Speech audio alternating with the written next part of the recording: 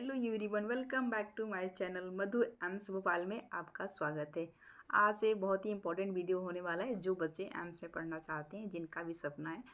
तो अभी आप देखिए, अभी एम्स ने क्या किया है कि पैरामेडिकल्स में और बीएससी नर्सिंग कोर्सेज में इन्होंने अपनी सीट को इंक्रीज कर दिया है। तो मैं अभी आप लोग को दिखाने वाली हूँ 2023 में एम्स में पैरामेडिकल्स में ओनली 8 एम्स कंडक्ट करवाती थी बीएससी कोर्सेज। अभी वही यहीं पर 2024 में इंक्रीज कर दिया गया है और इसकी टोटल एम्स इन्वॉल्व हो गई, नंबर ऑफ एम्स बढ़ चुके हैं। देखिए, अभी पिछले साल 8 एम्स थे, तो अभी इस साल 2024 में कर दिया गया है, मतलब कि 13 एम्स हैं अभी इस साल। तो अभी चलिए आप देखिए, और मैं बता दूँ ये कौन कौन से नए एम्स में पैरामेडिकल कोर्सेज इस साल कराया जा रहा है कंडक्ट। अभी आपको आप लोगों को मैं आगे वीडियो में दिखाऊंगी। तब तक के लिए चलिए मैं दिखा देती हूँ आप लोग को 2023 में एम्स बीएससी पैरामेडिकल्स के लिए कितनी कोर्सेज, कितने नंबर ऑफ सीट्स थे। तो अभी मैं आप लोगों को दिखाऊं। देखिए, 265 टोटल सीटें थी एम्स पैरामेडिकल्स के लिए। और यहाँ पे आप देख सकते हैं कि कौन सी कैटेगरी में कितनी सीटें थी, यहाँ पर मेंशन था। तभी तो इससे उतना कोई मतलब नहीं है, क्योंकि ये 2023 का है। मुझे तो बस दिखाना था आप लोगों को कि कितनी पहले सीटें थी, अभी कितनी इंक्रीज हुई हैं। अब हम लोग बीएससी नर्सिंग कोर्स की बात करेंगे। देखिए, यहाँ पे लिखा हुआ है BSc honours nursing course for female candidate only. हाँ, एक चीज़ और मैं बता दूँ, बहुत लोग बच्चों को कमेंट आता है कि मैम बीएससी नर्सिंग में मतलब कि मेल कैंडिडेट पार्टिसिपेट कर सकते हैं कि नहीं। जी हाँ, मैं बता दूँ, बिल्कुल बिल्कुल भी नहीं पार्टिसिपेट कर सकते हैं मेल कैंडिडेट इसमें, क्योंकि ये ओनली गर्ल्स के लिए है, बॉयज़ के लिए बिल्कुल भी नहीं है। तो और लेकिन जो वहीं पे पैरामेडिकल कोर्सेज हैं, वहाँ पे बॉयज़ और गर्ल्स दोनों पार्टिसिपेट कर सकती हैं। तो बॉयज़ के लिए अपॉर्चुनिटी पैरामेडिकल्स में है, लेकिन यहाँ पे बीएससी कोर्सेज में नर्सिंग में गर्ल्स के लिए बहुत ही अच्छा अपॉर्चुनिटी है। बट गर्ल्स का रिजर्व सीट है यहाँ पे, तो मतलब बस गर्ल्स ही इस एग्ज़ाम को दे सकती हैं, बॉयज़ नहीं दे सकते। तो आप लोग का ये डाउट क्लियर हो गया होगा। तो चलिए मैं दिखा दूँ। अभी 2023 में टोटल 14 एम्स कंडक्ट करवा रही थी, मतलब बीएससी कोर्सेज नर्सिंग की। और यहीं पे और टोटल नंबर ऑफ सीट कितनी थी, 966। तो 966 सीटें थी पिछली बार 2023 में। और यहाँ पे भी बीएससी नर्सिंग कोर्सेज की सीटें भी इंक्रीज हुई हैं और नंबर ऑफ़ एम्स भी इंक्रीज हुए हैं। और भी 3 एम्स को जोड़ा गया एक्स्ट्रा, तो अभी टोटल मिला करके 17, मतलब कि 17 एम्स इन्वॉल्व हो गई हैं एम्स बीएससी नर्सिंग कोर्सेज को कराने में। और वहीं पे पैरामेडिकल्स में टोटल 13 एम्स इन्वॉल्व हो गई हैं, मतलब कि 13 एम्स हैं इन्वॉल्व हो गई हैं पैरामेडिकल कोर्सेज करवाने में। चलिए मैं दिखा दूँ आप लोग को एक चीज़ और।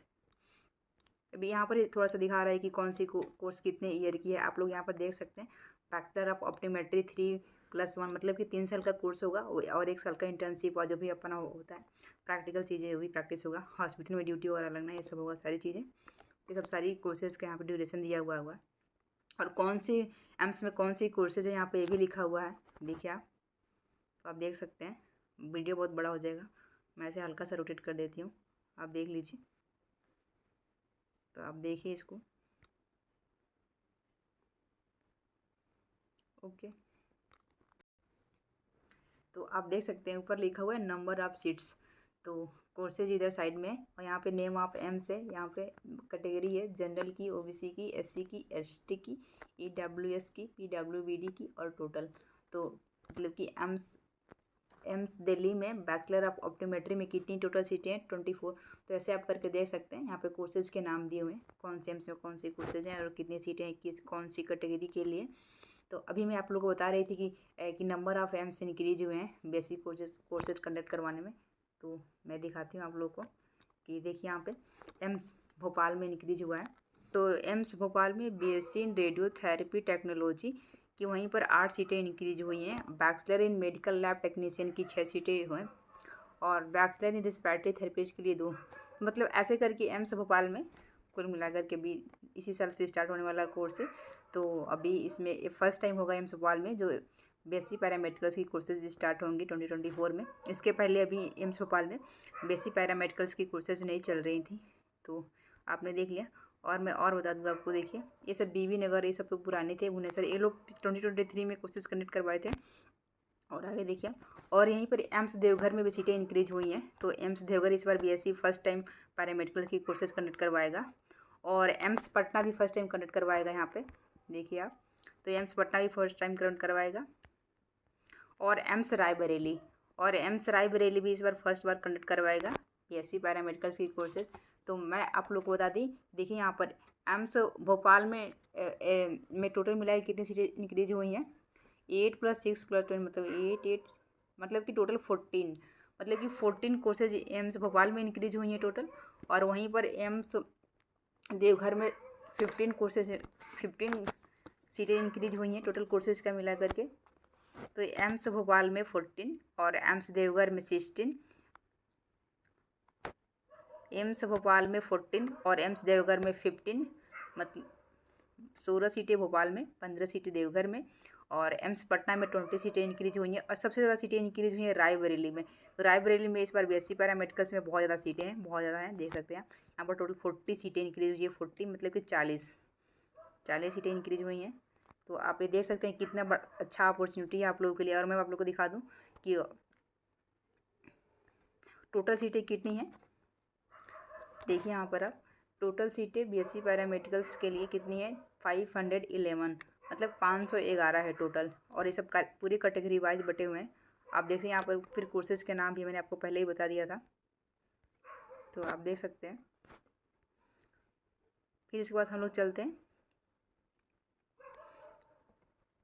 BSc हॉनर्स नर्सिंग कोर्सेज के लिए। तो आप यहाँ पे देख सकते हैं कि BSc हॉनर्स नर्सिंग कोर्सेज के लिए पहले थी टोटल 40 एम्स कंडक्ट करवा रहे थे BSc हॉनर्स नर्सिंग कोर्सेज। अब ये इंक्रीज होकर के 17 एम्स हो गई हैं, मतलब कि टोटल 17 एम्स कंडक्ट करवाएगी BSc हॉनर्स नर्सिंग की कोर्सेज। तो यहाँ पर जो वही सीट यहाँ पर था 1046 सीटें थी, मतलब 1046 सीटें थी 2023 के लिए। और यहीं पर ये इंक्रीज होकर के 185 सीटें इंक्रीज हुई हैं और इंक्रीज होकर के हो गई हैं 1231। आप देख सकते हैं यहाँ पर लिखा हुआ है 1231। तो ये 1231 सीटें हो गई हैं, मतलब कि 1231 सीटें हैं। तो और ये पूरी कैटेगरी वाइज पूरी कैटेगरी के साथ है बटा हुआ सारी सीटें। तो मैं आप एक बार समराइज़ कर दूं, देखिए मतलब कि टोटल आप नंबर सीटें आप देख सकते हैं इंक्रीज हुई कैटेगरी के लिए। तो इससे क्या फ़ायदा है, आपको ज़्यादा अपॉर्चुनिटी मिलेगा बच्चों को पार्टिसिपेट करने के लिए। और सीटें इंक्रीज हुई हैं तो मतलब कि सिलेक्शन होने के चांसेस भी ज़्यादा हैं, क्योंकि सीटें बड़ी हैं। तो अगर आप अच्छे से प्रिपरेशन करते हैं तो आपका ज़रूर सिलेक्शन होगा। और मैं ये बता दूं कि पैरामेडिकल्स के लिए गर्ल्स एंड बॉयज़ दोनों पार्टिसिपेट कर सकते हैं एग्जाम में, दोनों एग्जाम दे सकते हैं, मतलब जो भी BSc कोर्सेज हैं।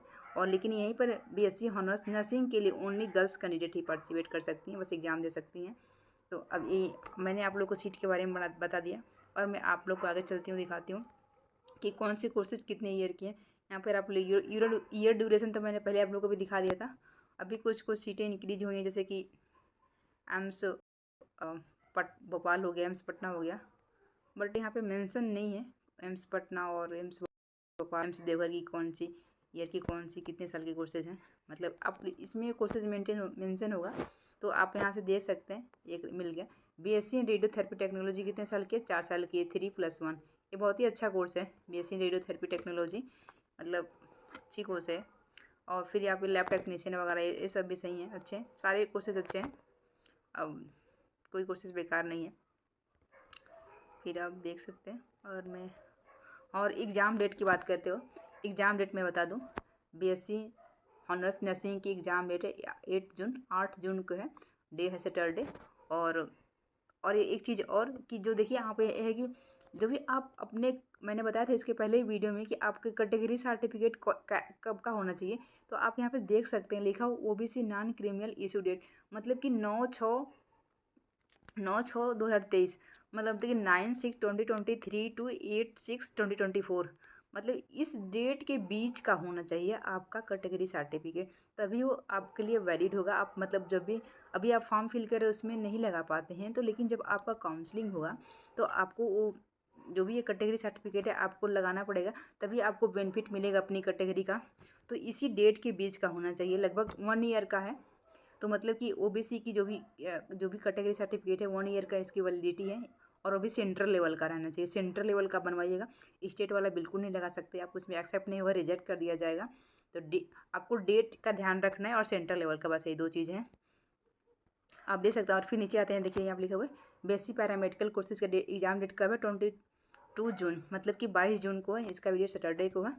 और इसमें भी लिखा हुआ है कि देखिए इसमें भी 1 साल के लिए मतलब कि ओबीसी के लिए बता रहा है कि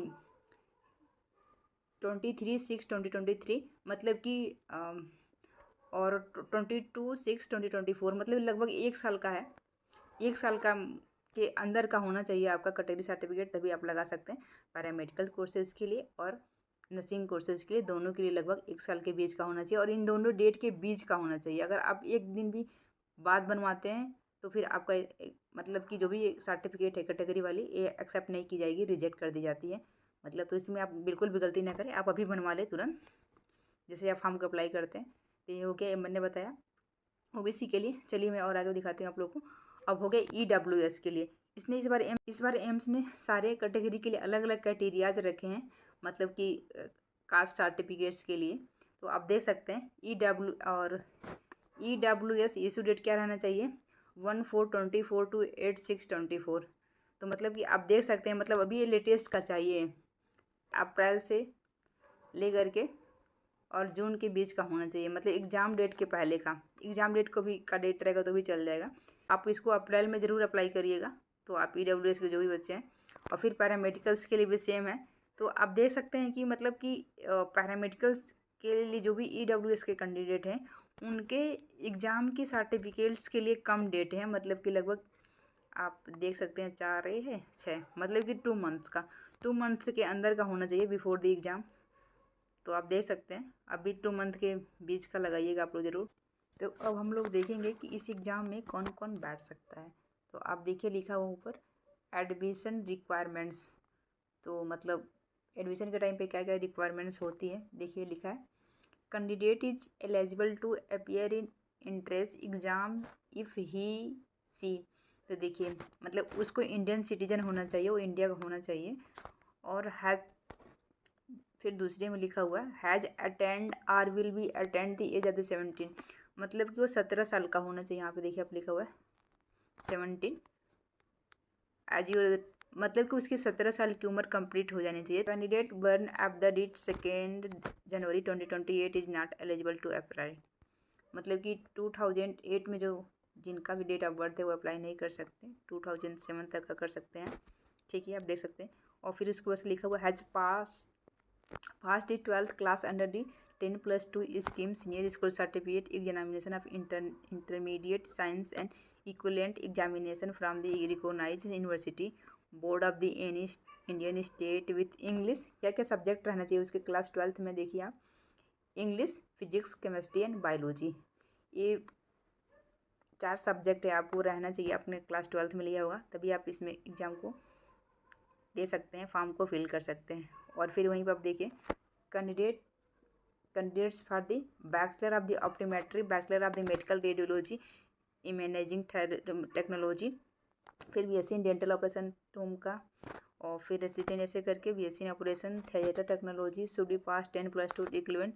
पर इसमें देखिए जो पैरामेडिकल के कोर्सेज हैं इसमें क्या चाहिए आपको इंग्लिश, फिजिक्स, केमिस्ट्री, बायोलॉजी या मैथ, मतलब कि इसमें दोनों चलेगा। जो पैरामेडिकल के जो कोर्सेज हैं आप देख सकते हैं, तो जिसमें बॉयज भी एग्ज़ाम को दे सकते हैं, तो उसके लिए मैथ से भी कोई अगर है स्टूडेंट मैथ लिया हुआ है तो भी इस एग्ज़ाम को दे सकता है, या फिर बायोलॉजी से वो भी दे सकता है। आप देख लीजिए यहाँ पे बहुत सारे बच्चे पूछते हैं कि मैम मैं बायोलॉजी से नहीं हूँ, तो मेरा सब्जेक्ट मैथ है, तो क्या मैं इस एग्ज़ाम को दे सकता हूँ। तो जी हाँ, मैं बता दूँ आप एग्ज़ाम को बिल्कुल दे सकते हैं पैरामेडिकल वाले जो कोर्सेज हैं। बस यही है कि फ़ीमेल कैंडिडेट बस देती हैं बीएससी हॉनर्स नर्सिंग को, लेकिन पैरामेडिकल कोर्सेज में बायोलॉजी के भी स्टूडेंट दे सकते हैं और मैथ के भी स्टूडेंट दे सकते हैं। ठीक है, आप लोग का डाउट क्लियर हो गया। मैं बता रही थी कि देखिए क्या एलिजिबिलिटी रहना चाहिए आपके, कितने परसेंटेज रहना चाहिए, मतलब जो भी आपकी एकेडमिक्स की चीज़ें हैं। तो देखिए बीएससी हॉनर्स नर्सिंग के लिए 55% और जनरल और ओबीसी, तो मतलब जनरल, ओबीसी और ईडब्ल्यूएस के लिए 55% मार्क्स रहना चाहिए क्लास 12th में, यह है एलिजिबिलिटी क्राइटेरिया। और फिर वहीं पे 50% मतलब 50% in the case of SC और एसटी कैटेगरीज। अगर आपकी कैटेगरी एससी और एसटी है तो आपको 50% मार्क्स रहना चाहिए in the aggregation of the English, physics, chemistry और बायोलॉजी, इन सब सारे सब्जेक्ट में। और एक क्राइटेरिया है बीएससी हॉनर्स नर्सिंग के लिए, मतलब कि 55% फॉर द जनरल, ओबीसी और ईडब्ल्यूएस के लिए। और वहीं पे 50% इन द SC/ST कैटेगरी के लिए। ठीक है, और वहीं पे मैं बता दूं कि जो भी आप BSc पैरामेडिकल्स की जो भी अदर कोर्सेज हैं आप उसके लिए कर रहे हैं, तो आप देखिए एम्स दिल्ली के लिए कितना है, क्योंकि वीडियो बहुत लंबा हो रहा है थोड़ा, मैं इसलिए जल्दी से कवर करना चाहती हूँ। और नेक्स्ट वीडियो में आप लोग को और भी जो बचा हुआ इन्फॉर्मेशन रह गया मैं ज़रूर बताऊँगी आप लोग को। तो आप देख सकते हैं 50% जनरल और OBC के लिए, 45% ST और ST कैटेगरी के लिए है। आप देखिए यहाँ पे, तो ST और ST कैटेगरी के लिए 45% है। और इंग्लिश, फिजिक्स, केमिस्ट्री, बायोलॉजी और मैथमेटिक्स में मैंने बता दिया आप लोग को कि ये क्या कैटेगरी रहने वाला है। इंग्लिश, फिजिक्स, केमिस्ट्री और बायोलॉजी के लिए, और मैथमेटिक्स दोनों रहेगा।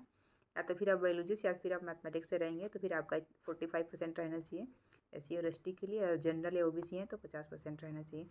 चलिए आज के वीडियो में इतना ही, और नेक्स्ट वीडियो में और भी बहुत सारी इन्फॉर्मेशन लेकर आऊँगी मैं, जैसे कि क्वेश्चंस कितने आते हैं, और भी हॉस्टल फ़ी क्या रहता है, कॉलेज फ़ी क्या है, काउंसलिंग और भी जो भी सारी इन्फॉर्मेशन है, स्टाइपेंड कितना मिलता है। बहुत सारे बच्चों को कमेंट भी आता है कि इतना स्टाइपेंड किस कौन से कोर्सेज में, तो मैं ये भी आप लोगों को बताने वाली हूँ कौन से कोर्स में कितनी स्टाइपेंड है।